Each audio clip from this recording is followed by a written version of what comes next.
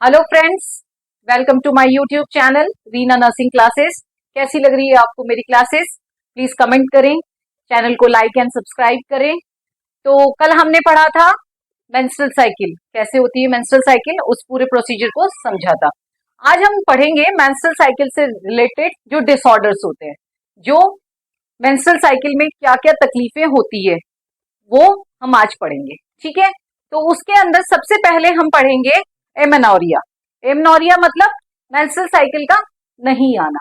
ठीक है, एमेनोरिया इसके नाम में ही क्लियर है, ए मेनोरिया यानी मेंस्ट्रुअल साइकिल का एब्सेंस होना। ठीक है, absence of menstrual cycle is called as amenorrhoea. ठीक है, इसके दो कॉजेज होते हैं, एक तो होता है फिजियोलॉजिकल कॉज, एक होता है पैथोलॉजिकल कॉज। फिजियोलॉजिकल जो कॉज होते हैं उसके दो पार्ट्स होते हैं, एक तो प्राइमरी, एक होता है सेकेंडरी।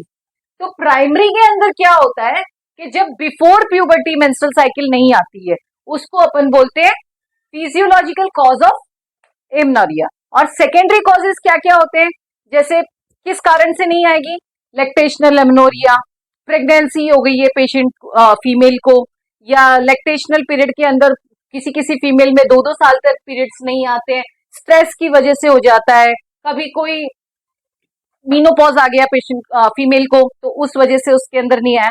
तो ये सब हुए कौन से कॉजेस, ये सब हुए फिजियोलॉजिकल कॉजेस। ठीक है, अब है जो पैथोलॉजिकल कॉजेस। पैथोलॉजिकल कॉजेस में प्राइमरी एंड सेकेंडरी।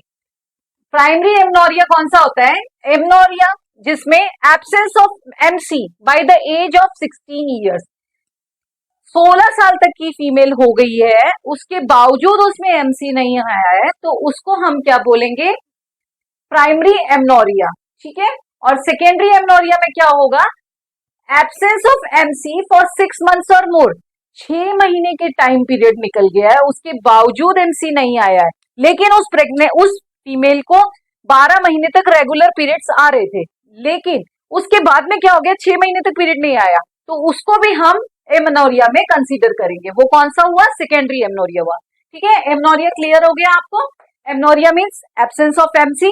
इसके दो कॉजेज होते हैं, एक तो फिजियोलॉजिकल होता है, एक पैथोलॉजिकल होता है। फिजियोलॉजिकल में दो होते हैं, प्राइमरी एंड सेकेंडरी। प्राइमरी में जब तक प्यूबर्टी नहीं आई है उसको हम बोल देते हैं, और सेकेंडरी के अंदर लैक्टेशनल एमेनोरिया, मीनोपॉज, प्रेगनेंसी, ये सब कारण होते हैं। और पैथोलॉजिकल कॉजेज कौन से होते हैं, एक तो जिसमें 6 महीने तक उसको एमसी नहीं आया है, एमसी नहीं आया है और 12 महीने तक आ रहा था, और एक कॉजेज हो गया कि 16 साल तक की फीमेल हो गई है लेकिन उसमें पीरियड्स नहीं आए, तो ये हो गए हमारे एमेनोरिया। अब सेकेंड डिसऑर्डर कौन सा है, डिसमेनोरिया। देखो नाम से ही चीजें हमको लर्न करनी है, उसमें कोई लंबा चौड़ा नहीं है। ए मेनोरिया में ए से पता चल गया एब्सेंस, डिस, डिस का मतलब क्या होता है, दर्द। ठीक है, तो डिसमेनोरिया यानी कि पेनफुल मेंस्ट्रुअल साइकिल। जब किसी फीमेल को दर्द के साथ में मेंस्ट्रुअल साइकिल आती है तो उसको हम क्या बोलते हैं, डिसमेनोरिया। और ये जो कौन सी एज में ज्यादातर होती है, 20 से 24 साल में। अगर फीमेल जिसकी एज 20 से 24 साल है उसमें ज्यादातर डिसमेनोरिया होता है। ओके फ्रेंड्स, अब इसके भी दो टाइप्स होते हैं डिसमेनोरिया के, एक तो होता है प्राइमरी और एक होता है सेकेंडरी। प्राइमरी में क्या होता है, विदाउट एनी पेल्विक पैथोलॉजी, जो फीमेल है उसके कोई भी पेल्विक पैथोलॉजी नहीं होगी इस, और उसको फिर भी दर्द हो रहा है जो नॉर्मल साइकिल के अंदर होता है। और एक होता है सेकेंडरी डिसमेनोरिया, जिसमें क्या होता है, जिसके पेल्विक पैथोलॉजी होती है, कोई उसके पेल्विक में पेल्विक पैथोलॉजी होती है। ठीक है ना। अब नेक्स्ट है हाइपरमेनोरिया या मेनोरेजिया। हाइपर, हाइपर यानी ज्यादा, तो हाइपरमेनोरिया यानी हैवी और प्रोलॉन्ग्ड वेजिनाइल ब्लीडिंग ड्यूरिंग एमसी, बहुत ज्यादा मात्रा में ब्लीडिंग का होना, या प्रोलॉन्ग्ड लंबे समय तक ब्लीडिंग का होना, यानी कि कल मैंने आपको बताया था 80 ml तक होती है ब्लीडिंग, तो 80 ml से ज्यादा हेवी फ्लो हो रहा है तो उसको हम क्या बोलेंगे, हाइपरमेनोरिया या मेनोरेजिया। ठीक है, अगर 80 ml से ज्यादा ब्लीडिंग हो रही है तो उसको हम बोलेंगे हाइपरमेनोरिया। अब इसके क्या कॉजेस हो सकते हैं, कोई भी फीमेल को सिस्टमिक डिजीज हो, ठीक है, सिस्टमिक डिजीज, पीसीओडी, पीसीओएस, कुछ भी सिस्टमिक डिजीज हो पेशेंट फीमेल को, या डिस्टर्बेंस ऑफ एचपीओ एक्सिस। कल हमने पढ़ा था एचपीओ एक्सिस, पूरा का पूरा मेंस्ट्रुअल साइकिल एचपीओ एक्सिस पे बेस होती है। तो उस एचपीओ एक्सिस में कोई भी डिस्टर्बेंस हुआ तो उसके वजह से क्या होगा, ब्लीडिंग ज्यादा होने लग जाएगी। इसका मतलब एचपीओ एक्सिस, हाइपोथैलेमस, पिट्यूटरी और ओवरीज, इसके अंदर कोई भी डिस्टर्बेंस आएगा तो जो फीमेल है उसको हाइपरमेनोरिया होगा। ठीक है, अब देखिए पॉलीमेनोरिया, इसका भी नाम से क्लियर हो गया। पॉली मीन्स, पॉली का मतलब क्या हुआ, दो से ज्यादा बार। ठीक है, तो पॉलीमेनोरिया या इसको क्या बोलेंगे, एपीमेनोरिया। ठीक है, पॉलीमेनोरिया में क्या होगा, 21 दिन से पहले, 21 दिन से जल्दी जल्दी पीरियड्स आ रहे हैं। ठीक है, तो उसको बोलते हैं हम पॉलीमेनोरिया। इसके क्या कॉजेस हो सकते हैं, hyper stimulation of ovary by GnRH, gonadotropin releasing जो हार्मोन है उसका हाइपर स्टिमुलेशन होगा ओवरी का। इस वजह से बार बार उस जो फीमेल है उसको पीरियड्स आ जाते हैं। ठीक है, बार बार आने का मतलब क्या हुआ, 21 दिन से पहले आ रहे। अब नेक्स्ट है ऑलिगमेनोरिया, ऑलिगोमेनोरिया। ऑलिग यानी कम। देखो हर चीज का जो टर्म बनी है वो उसका मीनिंग उसी के अंदर से निकलता है ना। ऑलिगो मतलब कम मात्रा में, तो ऑलिगो क्या हुआ, जब किसी भी फीमेल को 35 दिन के बाद में पीरियड्स आ रहा है। ठीक है, 35 days more but less than 90 days, 35 दिन से ज्यादा टाइम निकल गया है और उसके बाद में पीरियड्स आ रहा है लेकिन 90 दिन से पहले ही आ रहा है, तो उसको हम बोलेंगे ऑलिगोमेनोरिया। ठीक है, इसके ये किस किस में हो सकता है ऐसा, जब किसी भी फीमेल को पीसीओडी है, ज्यादा मोटापा है, या हाइपर प्रोलैक्टिनेमिया, यानी कि प्रोलैक्टिन का सिक्रीशन ज्यादा हो रहा है, तो इस वजह से क्या फीमेल में होता है, ऑलिगोमेनोरिया। ठीक है, अब है मेट्रोजिया। मेट्रोजिया क्या होता है, irregular acyclic bleeding from the uterus, uterus से इरेगुलर बार बार ब्लीडिंग हो रही है। एसाइक्लिक यानी साइकिल जो 28 दिन की है उसका उससे कोई लेना देना नहीं है, या तो जल्दी हो जाएगा या बाद में हो जाएगा। और इसके अंदर क्या होता है, एक्सेसिव ब्लीडिंग होती है। जो फीमेल होती है उसके अंदर इरेगुलर एसाइक्लिक ब्लीडिंग जो बहुत ज्यादा होती है, एक्सेसिव ब्लीडिंग होती है। वो किस किस कारण से होती है, कि अगर कोई फीमेल है उसने कोई कॉन्ट्रासेप्टिव डिवाइस लिया है, ठीक है, तो उस वजह से माला एन, माला डी, ये टैबलेट्स लिए, या ओवरऑल ये सब जो टैबलेट्स लेती है कॉन्ट्रासेप्टिव, उसका साइड इफेक्ट है कि उसको एक्सेसिव ब्लीडिंग होती है। एक्सेसिव ब्लीडिंग को हम क्या बोलते हैं, मेट्रीजिया बोलते हैं। ठीक है, और क्या कारण हो सकता है, आईयूसीडी, किसी पेशेंट को इंट्रायूट्राइन कॉन्ट्रासेप्टिव डिवाइस लगाया है तो उस इंट्रायूट्राइन कॉन्ट्रासेप्टिव डिवाइस का साइड इफेक्ट है कि उसको एक्सेसिव ब्लीडिंग होगी। या किसी फीमेल ने बच्चा गिराने के लिए उसको अनवांटेड प्रेगनेंसी हो गई, उसमें उसने कोई टैबलेट ले ली है, ठीक है, तो उसका भी साइड इफेक्ट है कि उसको एक्सेसिव ब्लीडिंग होगी। तो जो एक्सेसिव ब्लीडिंग होती है इरेगुलर एसाइक्लिक, उसको हम क्या बोलते हैं, मेट्रोजिया। ठीक है, नेक्स्ट है पोस्ट मीनोपॉजल ब्लीडिंग। मीनोपॉज आ गया 45-49 ईयर्स में फीमेल को, उसके बाद में मीनोपॉज के बाद में 6 महीने के बाद में वापस से जो उसको ब्लीडिंग होती है फीमेल को, उसको बोलते हैं हम पोस्ट मीनोपॉजल ब्लीडिंग, यानी bleeding that occurs more than 6 months after the last MC at menopause.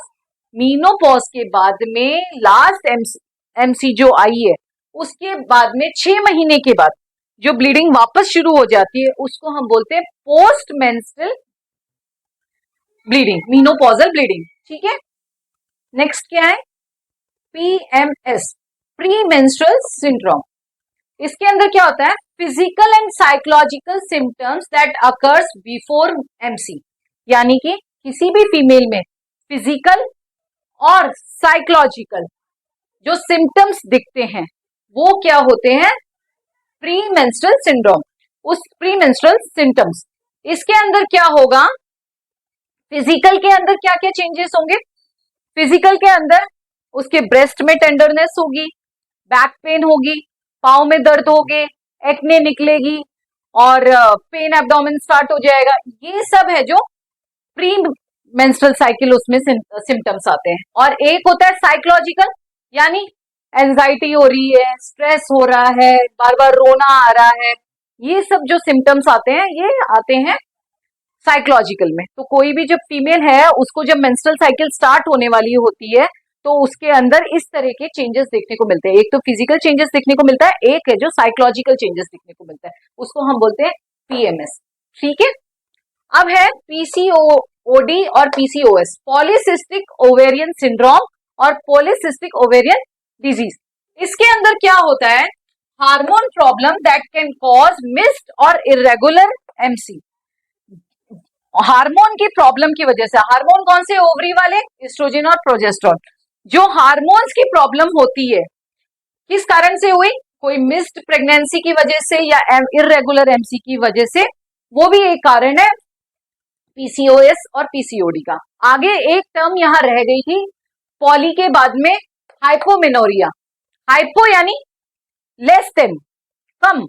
कोई फीमेल है जिसको मेंस्ट्रुअल साइकिल के दौरान 20 ml से भी कम ब्लीडिंग हो रही है, या उसका जो पीरियड है वो 2 दिन से भी कम रह रहा है ब्लीडिंग का। कल बताया था मैंने कि नॉर्मली 2 से 7 दिन तक ब्लीडिंग रहती है। तो अगर किसी भी फीमेल को मेंस्ट्रुअल ब्लीडिंग 2 दिन से कम रह रही है या 20 ml, 80 ml तक बताया था, 20 ml से भी कम रह रही है, तो उसको हम क्या कंसीडर करेंगे, हाइपरमेनोरिया। यानी MC bleeding is less and last for 2 days। Less किससे, 30 ml से लेस लिखा है, एंड किसी किसी बुक में 20 ml दे रखा है, किसी किसी बुक में 30 ml लिखा है, तो on an average upon 30 ml मान लेते हैं। तो MC bleeding is less and last for 2 days।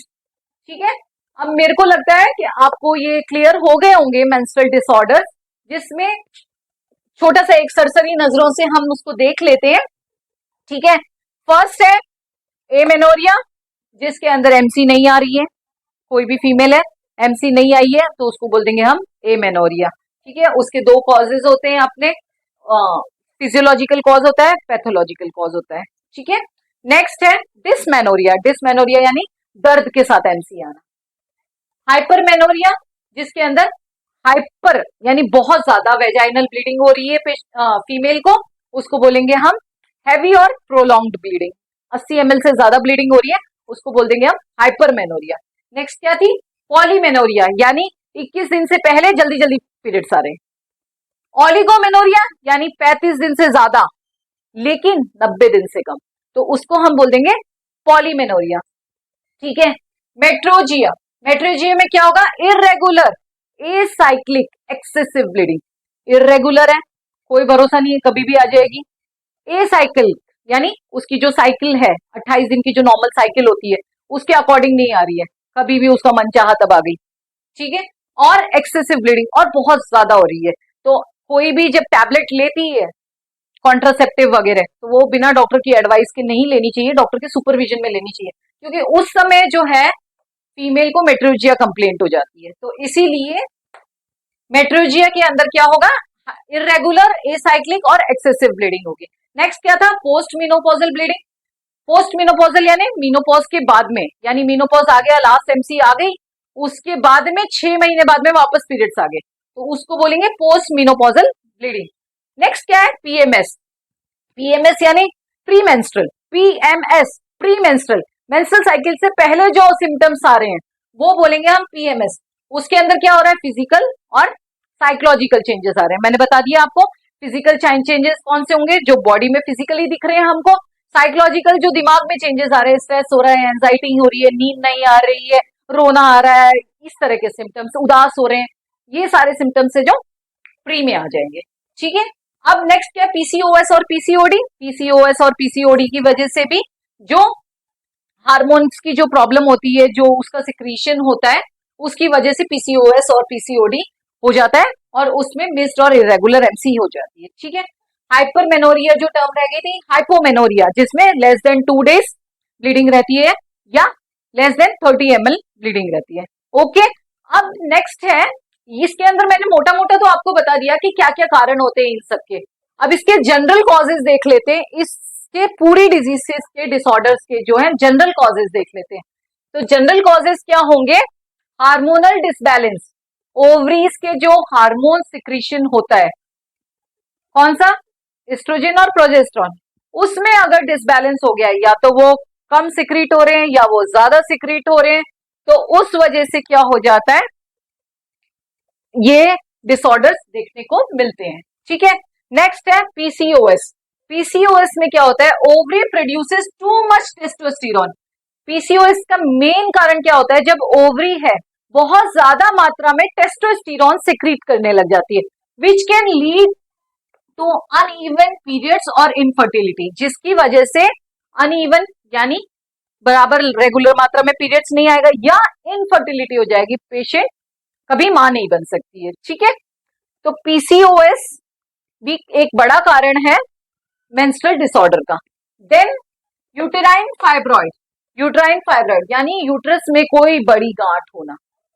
एक तो होती है छोटी छोटी गांठें, है ना, पॉलीसिस्टिक ओवेरियन सिंड्रोम, सिस्ट, छोटी छोटी गांठें 90% ओवरीज में होती है, वो अपने आप पीरियड्स आता है, जब मेंस्ट्रुअल साइकिल होती है तो वो रिजॉल्व हो जाती है। लेकिन जो फाइब्रॉइड होता है, यूटेराइन फाइब्रॉइड, वो भी एक बहुत बड़ा कारण होता है डिसऑर्डर का। इसमें क्या होता है? Benign growth of uterine muscle. Uterus की जो मसल्स होती है उसमें कोई बिनाइन ग्रोथ हो रही है, तो उस वजह से एमसी डिस्टर्ब होगी। अब बिनाइन दो तरह की ग्रोथ होती है जो कैंसर को डिटेक्ट कर, जिससे एक होता है मैलिग्नेंट, एक होता है बिनाइन। मैलिग्नेंट जो कैंसर वाली गांठ होती है और बिनाइन जो नॉर्मल गांठ होती है। तो यूट्राइन फाइब्रॉइड भी एक बड़ा कारण है, उसमें क्या है? Benign growth of uterus muscle. ठीक है, नेक्स्ट क्या कॉज है? एंडोमेट्रियन पॉलिप, किसी पॉलिप का होना, एंडोमेट्रियन पॉलिप का होना। Benign over growth of lining of the uterus, इसमें यूट्राइस की मसल्स जो है उसकी बिनाइन ग्रोथ हो रही है, और इसमें लाइनिंग है यानी जो एंडोमेट्रियम है उसकी बिनाइन ग्रोथ हो रही है, एंडोमेट्रियल पॉलिप। ठीक है, वो होता है एंडोमेट्रियम पॉलिप। और जो जनरल कॉजेस क्या हो जाएंगे? स्ट्रेस हो जाएगा, जो ज्यादा स्ट्रेस ले रहे हैं तो उस वजह से भी एमसी डिस्टर्ब होती है। एक्सेसिव एक्सरसाइज, हद से ज्यादा एक्सरसाइज करना, उस वजह से भी जो एमसी डिस्टर्ब होती है। कोई फीमेल है, कोई मेडिकेशन पे है, जैसे अपन बोले तो ये साइकोलॉजिकल साइकेट्रिक मेडिसिन लेती है, तो उस वजह से भी है जो मेंस्ट्रुअल साइकिल डिस्टर्ब होती है। And contraceptive, main important contraceptive, जैसे माला 3 साल से ज्यादा नहीं लेनी चाहिए। माला जो टैबलेट आती है वो 3 साल से ज्यादा नहीं लेनी चाहिए, अगर लेती है तो उसमें बहुत सारे एडवर्स इफेक्ट होते हैं। तो इसी तरह से जो कॉन्ट्रासेप्टिव्स हैं, अगर वो हम ज्यादा मात्रा में लेते हैं तो उस वजह से भी मेंस्ट्रुअल साइकिल डिस्टर्ब होती है। ठीक है, तो आज हमने बहुत इंपॉर्टेंट टॉपिक पढ़ा, मेंस्ट्रुअल साइकिल के डिसऑर्डर्स और वो किस किस कारण से होते हैं। वो पिछली क्लास के अंदर हमने मेंस्ट्रुअल साइकिल समझी थी कि मेंस्ट्रुअल साइकिल कैसे हो रही है, मेंस्ट्रुअल साइकिल से जो रिलेटेड टर्म्स थी वो पढ़ी थी, प्यूबर्टी एंड ऑल। और आज की क्लास में हमने पढ़ा है मेंस्ट्रुअल साइकिल से रिलेटेड डिसऑर्डर्स। तो आप लोग इसमें बस छोटी सी चीज ध्यान रखिए, हर वर्ड का जो मतलब है उसके अंदर ही छिपा हुआ है। तो अगर आप टेक्निक से लर्न करेंगे तो बहुत जल्दी फ्रिक्शन ऑफ सेकंड्स में याद हो जाएगा। ओके फ्रेंड्स, अब आज की क्लास में बस इतना ही। आपको हमारी क्लास कैसी लगी प्लीज बताएं, और मिलते हैं नेक्स्ट क्लास में नए टॉपिक के साथ। Thank you, welcome.